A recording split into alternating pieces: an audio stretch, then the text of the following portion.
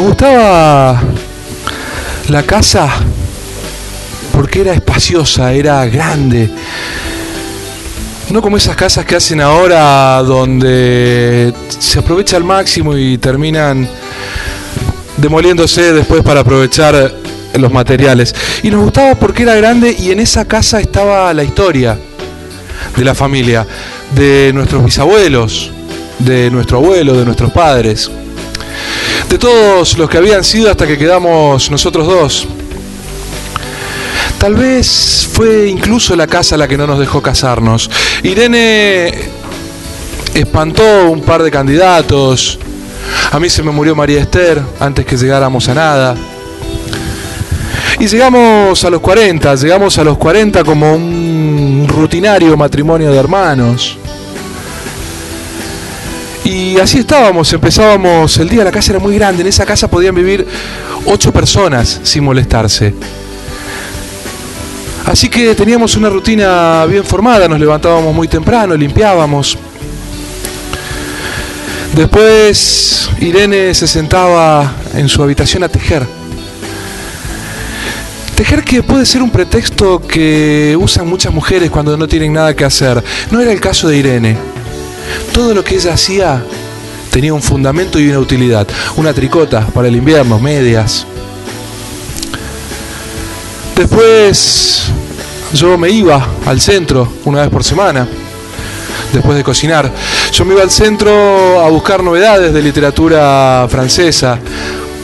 Era cada vez más difícil, no llegaba nada nuevo a la Argentina desde 1939. Así pasaban los días. Irene tejía, yo leía. La plata no era un problema, los campos seguían produciendo y la plata seguía entrando. Pero les he hablado de mí. Y en realidad yo les quiero hablar de Irene y de la casa. La casa tenía 2 partes. Una, la más grande, la que daba Rodríguez Peña, donde había un comedor, una biblioteca y 3 dormitorios. Separada de la parte de adelante, que era donde estábamos nosotros casi todo el tiempo, por una puerta de roble, maciza, dura. Ese detalle es importante. De este lado había una cocina, un baño, un living y nuestros dormitorios, el mío y el de Irene. Lo que sigue se los voy a contar cómo pasó porque fue muy simple. Una noche estábamos con Irene después de cenar y yo quise ir a preparar la pavita del mate y llegué al lado, o sea, llegando a la puerta de roble, al lado estaba la cocina. Fue muy simple, fue un detalle, algo fuera de lo común. Fue tal vez un carraspeo, fue tal vez el arrastrarse de una silla. Ahí me di cuenta que había algo raro, entonces empujé la puerta y la trabé y le puse llave. Terminé de preparar el mate y me acerqué a Irene y le dije: han tomado la parte de atrás. ¿Y qué haremos? Y bueno, seguiremos donde estamos. La rutina se fue simplificando. La limpieza nos llevaba un rato. Levantándonos a las 9:30, ya en poquito tiempo estaba todo listo. Yo empecé a cocinar, Irene me empezó a ayudar y entonces yo cocinaba lo del mediodía y ella lo de la noche. Siempre que buscábamos algo, ese algo estaba del otro lado. Y nos mirábamos desalentados al principio y era decir: no está acá. El tiempo siguió pasando. Yo entendía el insomnio de Irene, ella entendía el mío. Yo escuchaba su voz, nunca supe muy bien si de papagayo o de estatua. Ella siguió tejiendo.